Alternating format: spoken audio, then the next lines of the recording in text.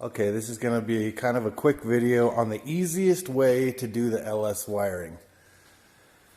I was really nervous about tackling this job myself, but I started reading everything on that LT Swap website, and some of it kind of made sense, some of it didn't, but it was pretty easy to figure out, and I can make it even easier for you right now. This is my swap project. It's a Chevy van, putting the 5.3 motor in there.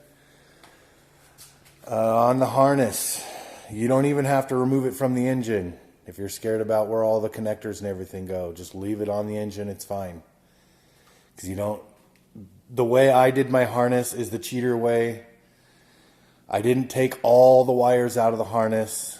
I just cut the ones that I needed out of the harness to make it run, and left the rest in there. It's fine. It's not going to hurt anything. They don't have any power going through them or anything. So go over to the LT1 Swap website, get your pinouts for the year engine you have. Grab your PCM plugs, blue and red. Find the coinciding wires that are labeled in blue here. And they have numbers on where to find them on the pins.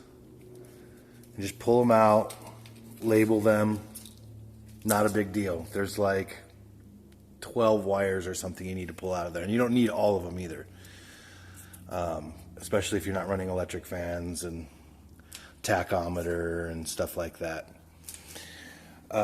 So that's pretty easy. I mean, that took me about 30 minutes to do that side of the wiring.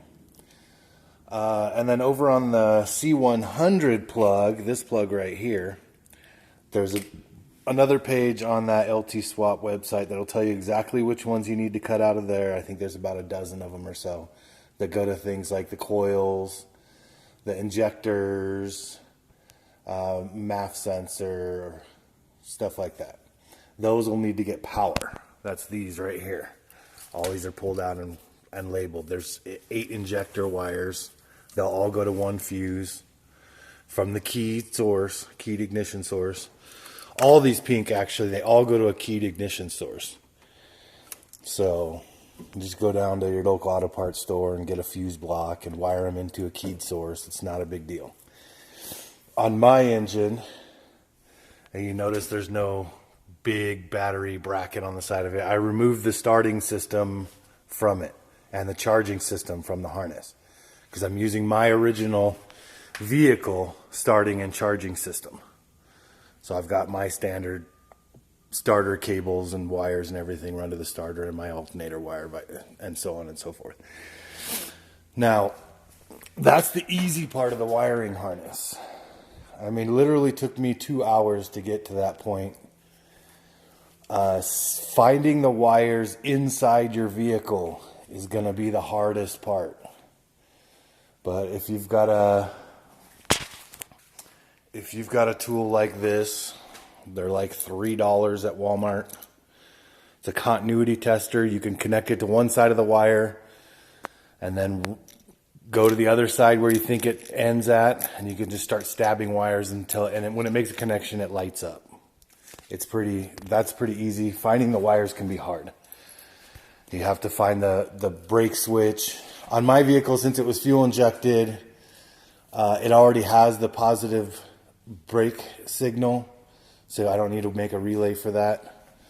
I just had to track it down out of the harness and connect it in.